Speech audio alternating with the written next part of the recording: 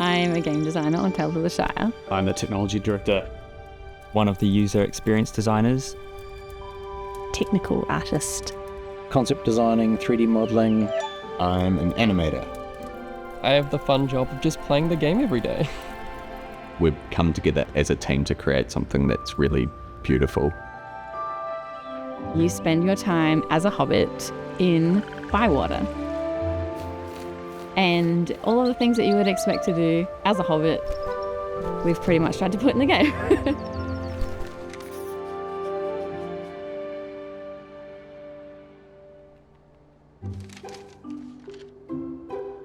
I've been involved since the very beginning of the project, really trying to get the kind of foundations for the game set up and working out how we wanted this to look. The very first image I was looking at was Tolkien's illustration of the Shire, and it was that stepping off point of how to do our world's version of that. The Hobbiton has been seen so much in the films and talked about it. We thought it'd be nice to kind of bring our world to an area that hadn't been explored as much, which was why we ended up at Bywater. Kind of wake up in the Shire, and the first thing you get to do as a player is choose what kind of hobbit you want to be.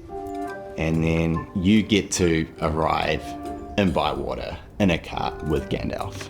And I think for anyone who wants to experience life in the Shire, I think that's how they would want to arrive.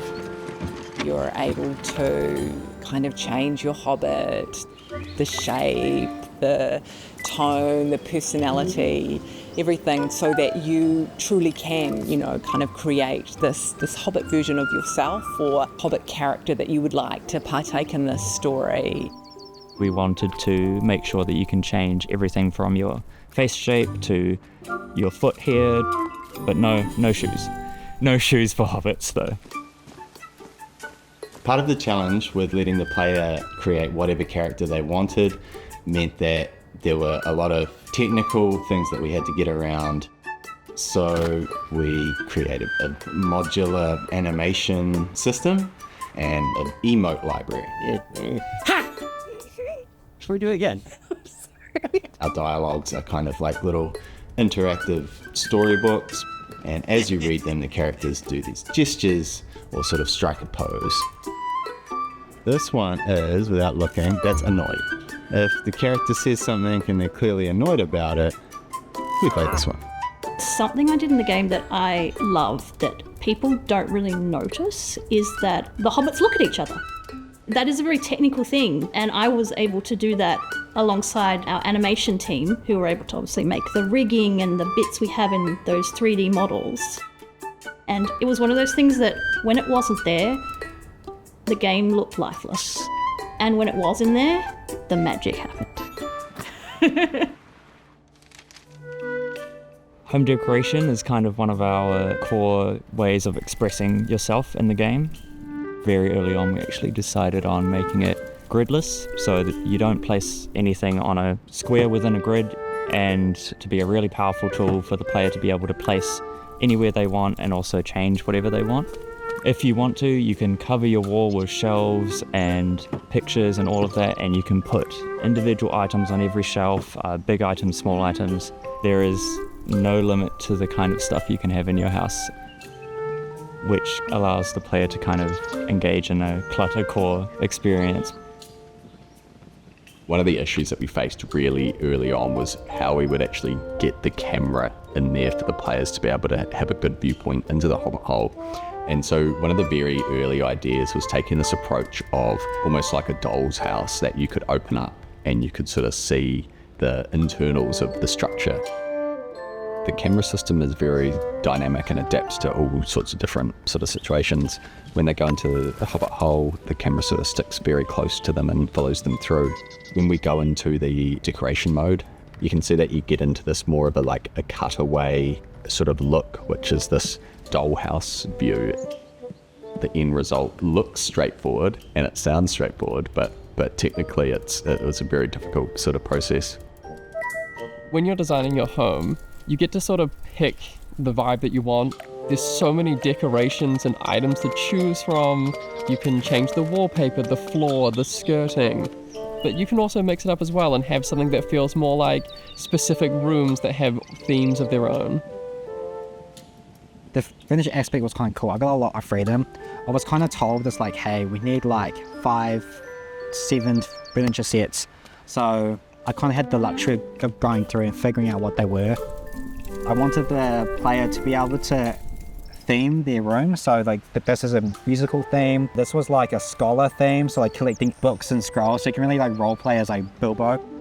There's just so many options, and I'm so excited to see what people make. We're really focused on what the players will see on the screen.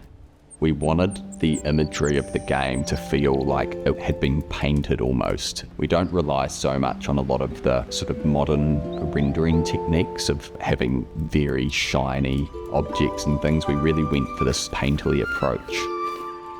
We also have our wind system that all of our terrains and our grass and our trees can all read from, and so that they can all move in unison. And the idea is to create these vistas where even if you're standing still and you're just looking out, there's always this natural movement that comes through. And we get that through things like the wind, but there's also insects and birds, and there's all this just little touches of life that we've been able to scatter throughout. Very early on in the game's development, we knew that we had to start working on what kind of plants we want in the world. I looked at a bunch of flowers and plants and mushrooms and things from a lot of different seasons and parts of the world, like in forests or by grassy banks and things, and tried to get a nice collection of things that would work well with cooking and foraging and things like that. Some of them we have to see at lots of different stages of their life while we grow them in the garden. So they start from seedlings and then grow up a little bit, but they're still not ready. They grow a little bit more, they are ready. I got to put the pantry together. I got to hang up all the herbs and pile up all the tomatoes and things. So when you put a bunch of asparagus in there, you'll see it physically in your house. The birds are our navigation system in the game. On your map, you can say, I want to go over here. Or if there's a tail who says, go and find Farmer Cotton, the birds will know that you want to go to Farmer Cotton and they'll give you a path. And then on things like signposts or rocks or trees, the birds will land on them, and facing that direction, that's them telling you to go that way. So they'll fly in, sit on the signpost, and if there's like a right or a left arm, they'll sit on the left because they want you to go to the left. And the birds will just really discreetly tell you where to go. I did a lot of the implementation and setting up the bird system so that they knew where they could go and where they could drag the player. So I placed all of these points on this blue grid that the birds can kind of read to know where to go. Yeah. I'm hoping that the players, when they realise what the birds are doing for them, it will sort of embed them further into the world of Bywater and feel like, oh, this game knows that I don't want to be thinking about anything outside of the game itself. It's about, meeting new characters and making new friends, finding different ways to relax, whether it's fishing or tending a garden or decorating a house or just customising your personality and your hobbit.